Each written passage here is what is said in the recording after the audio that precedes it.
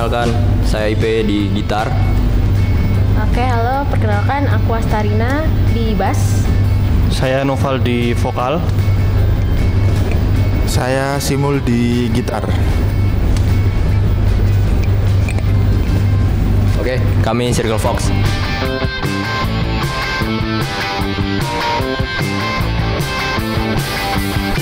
Kami terbentuk di tahun 2016.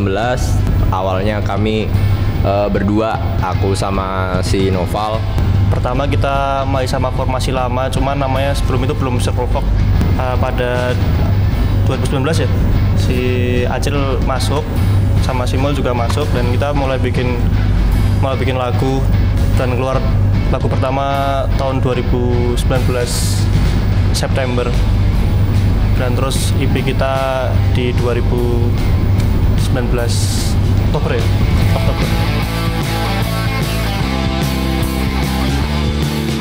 Panggung pertama Circle Fox setelah personil lengkap itu ada di DC Milk and Bar di Jalan Damai. Dulu itu di acaranya YK Popang. Iya, YK Popang yang pertama. Bukan, IMMC. IMMC ya. IMMC. Waktu itu pas tengah lagu lampunya tiba-tiba mati.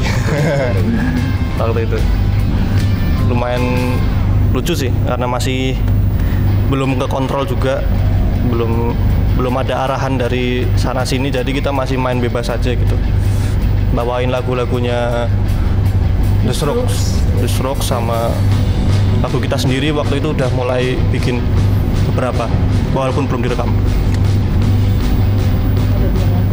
Ada 2 lagu waktu itu, jadi kita harus mau bawain. Kalau aku sih sebenarnya nggak cuma The Strokes ya, maksudnya tuh The Strokes cuman aku suka musiknya gitu, jadi nggak yang terus ku pakai semuanya gitu kan. Terus selain The Strokes juga aku suka Libertines, The Crips, band-band era 2000-an yang mirip-mirip kayak gitu sih. Mungkin si Noval nih yang ada dengkotnya nih. Aku suka ya emang bener sih, suka The Strokes sih. Cuman juga suka sama Libertines juga suka. Tapi kalau mau yang agak sekarang malah suka kayak Clairo gitu. Terus macem-macem sih sebenarnya, semua post rock aku juga suka, berapa dengerin. Cuman kalau untuk inspirasiku bermusik di Circle Fox ya tetap garage rock tahun 2000-an.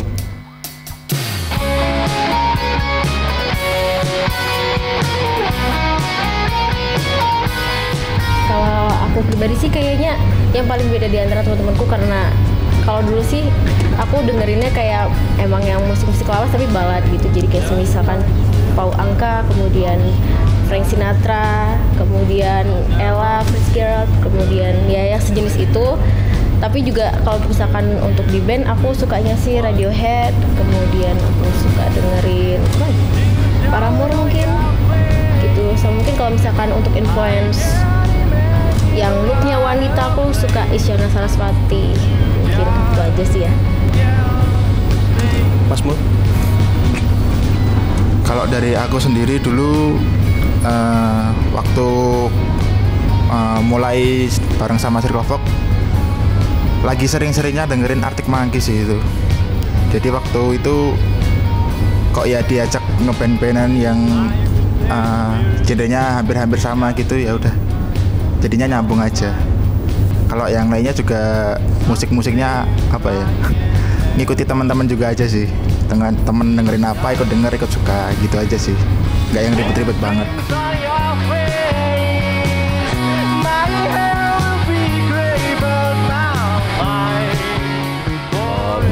Proses EP kemarin sampai akhirnya jadi fisik itu pertama ini sih, kami produksi di home recording milik drummer kita yang waktu itu tuh belum jadi drummer, masih jadi additional terus dia mau bantuin kita. Yo gimana nih, garap di tempatmu aja. Oke, kita produksi di home recordingnya dia. Terus akhirnya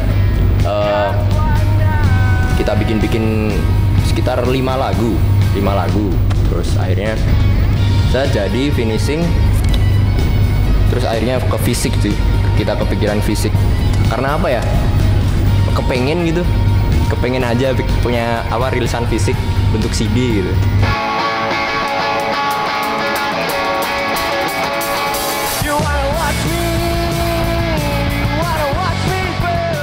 Impactnya setelah bikin kaset tuh mungkin dan ngeluarin lagu di platform digital, beberapa ada yang kayak notice kita yang sebenarnya kita nggak expect juga, ternyata bakal ada yang suka lagunya beberapa, walaupun nggak banyak sih, cuman kayak makasih banget udah dengerin gitu. Dan udah mengapresiasi kami. Juga membeli CD kamu yang sudah habis sepertinya. Waktu itu cuma rilis 100 ya? 100 piece, 100 keping. Dan ada merchandise lainnya, ada kaos, ada kaos. Terus kita mendistribusikannya pertama pasti di platform digital, kemudian juga kita mencoba menyebar ke berbagai record store gitu. Jadi ada di Journey, kemudian juga di rilisan fisik, terus juga kita jual online. Ya mungkin seperti itu pendistribusiannya.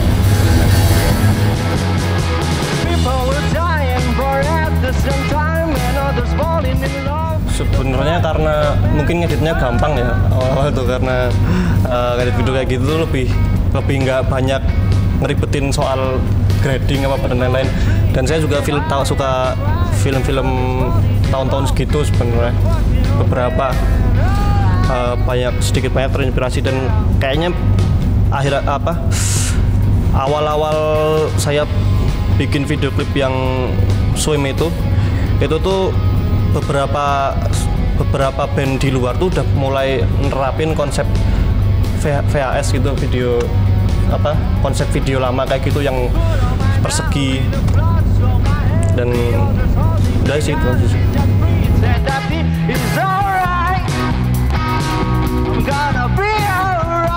Lagu kami yang mau bercerita tentang cinta-cintaan aja sih sebenarnya. Terus ada Vindik Virgin tuh ceritanya tentang saya nyiptain tokoh fiksi yang itu bunuh diri ketika nggak dapetin cowok yang dia mau. Ada yang tentang pacaran dua dunia juga, dari setan sama manusia gitu.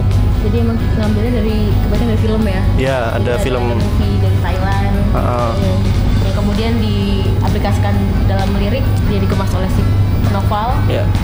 Jadi film B-movie itu. Jadi emang kita lebih sering di film untuk membuat lagu-lagu dari Serpongpong.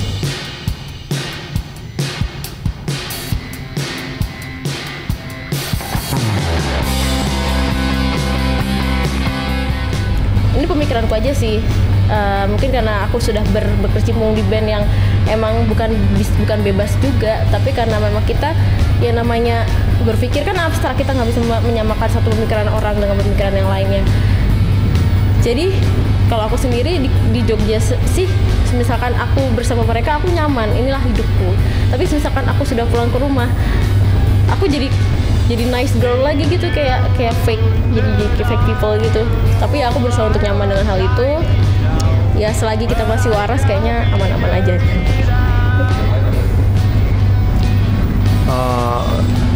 Kalau kita semua emang bener-bener asli Jogja ya, kita lahir semua di Jogja.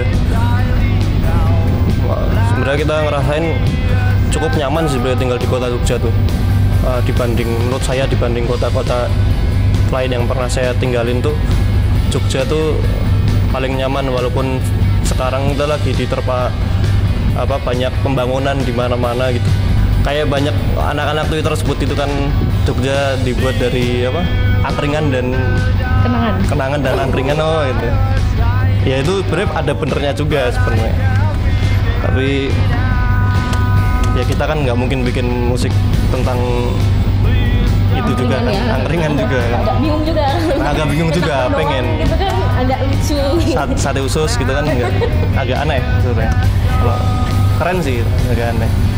Tapi ya kita disesuaikan aja dengan kehidupan simpel di Jogja ini yang serba lambat, malah serba lambat dan serba santai gitu.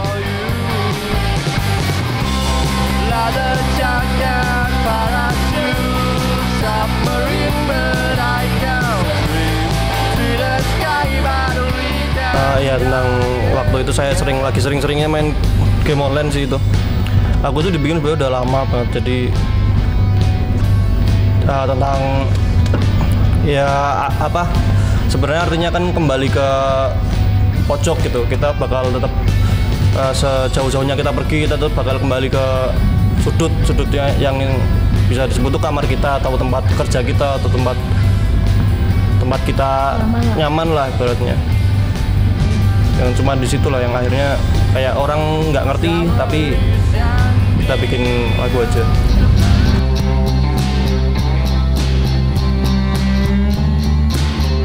Kalau untuk album kita masih rahasiain sih, belum ini sih apa namanya, masih dalam proses penggodokan. Tinggal aja kali untuk single selanjutnya yang mau kita sih. Untuk single selanjutnya. Untuk single selanjutnya yang kita mau tekan yang itu kan. Jadi kalau itu tentang apa ya, menggambarkan pertemanan, melihat teman kita tuh yang hidupnya chill gitu, santai aja. Jadi kita menyebutnya seperti lazy boy gitu, tapi ya mungkin kita nggak tahu yang dia kerjakan ya. Jadi kita ngeliatnya kayak tuh anak mager-mageran aja, tapi mungkin dia memiliki sisi produktivitas lain yang kita tidak boleh asal ngejudge gitu sih. Itu untuk yang single selanjutnya.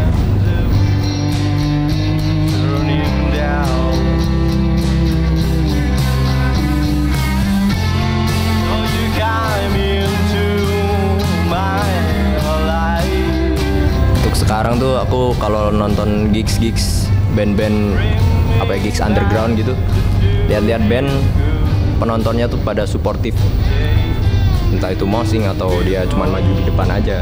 Applause ya. Emang kalau di Jogja tuh aku lebih merasa di mana audiens itu mengapresiasi sih.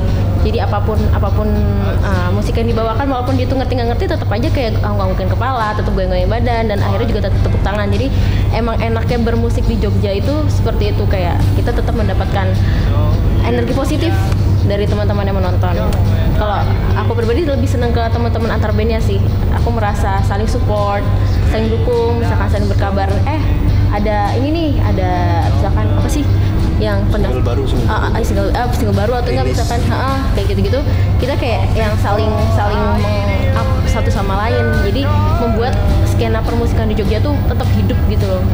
Penonton menurutku ini sih jadi salah satu energi ketika kami manggung gitu di satu gigs, terus ada penonton di depan, ya kerasa banget energinya, jadi kayak gitu. Apalagi kalau ikut nyanyi bareng gitu, rebut mic atau gimana gitu. Begitupun kami ketika kami nonton satu band lagi manggung di gigs, ya kami dengan apa ya, refleks gitu, pengen maju, pengen ikut nyanyi gitu. Itu sih.